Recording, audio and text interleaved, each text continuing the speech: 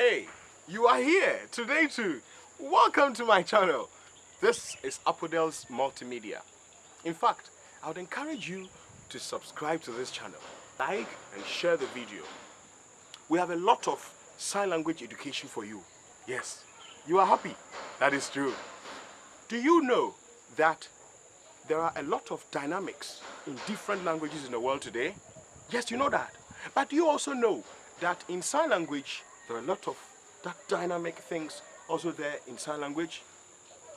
This channel will educate you on more. Please, always come here, subscribe to the channel, like and share the video.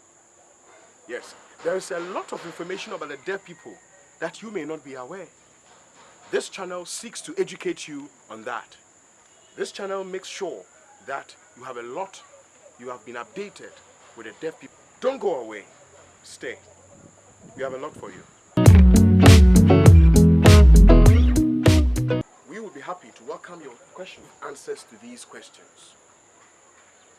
Probably, let me give you some of the questions that probably you might thinking about the deaf people and the interpreters. Sometimes when you see a deaf and interpreter moving together in town and signing, you might not know who is the deaf and who is the interpreter.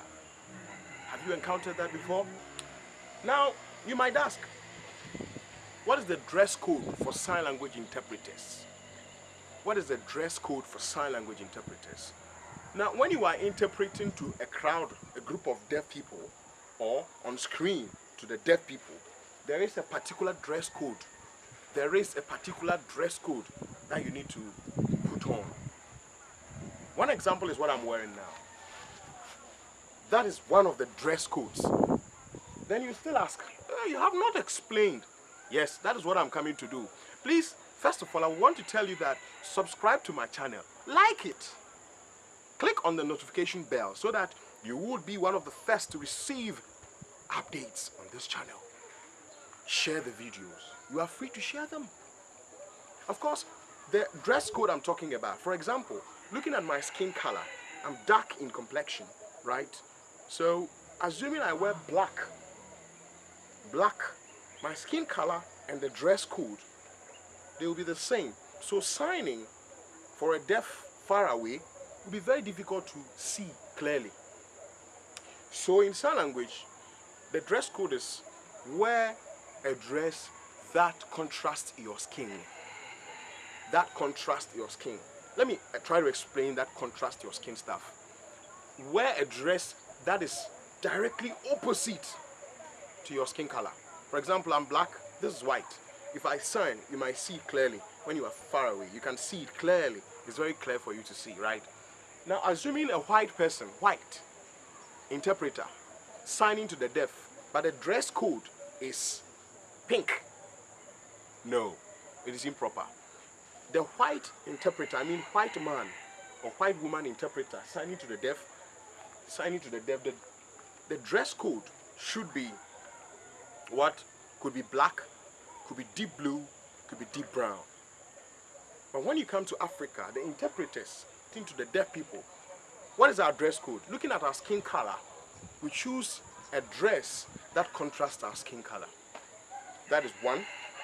Two, for sign language interpreters, choosing the dress, it is often advised that the type of dress we wear should not be a multicolored dress. What do I mean? It should be one color dress, like white, blue, green, red, yellow. That should not be yellow, red, blue with flowers and stuff. No. If you are a female interpreter, you have long earrings. It's not advisable because some of the deafs might not be paying attention to what you are signing to them, but they will be paying attention to your glittering earrings, beauty and stuff. So you should be moderate in your appearance as sign language interpreters. Maybe you have a lot of questions about deafs and interpreters. This channel gives you the opportunity to ask those questions on the comment section below. Those questions will be answered. Questions about deaf people and interpreters in around the world. You have a lot of questions.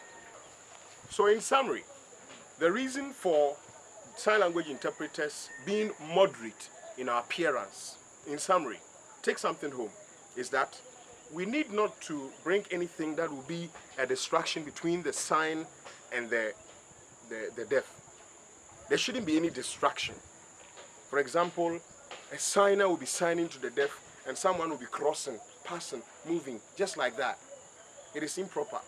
So when the interpreter is signing to the deaf people and probably you are in the auditorium, it would not be advisable to just move in front of the interpreter, because you will be a distraction for the deaf person receiving the information from the interpreter. Don't be a distraction to the deaf, but be helpful to them. We'll encourage that you come here once again.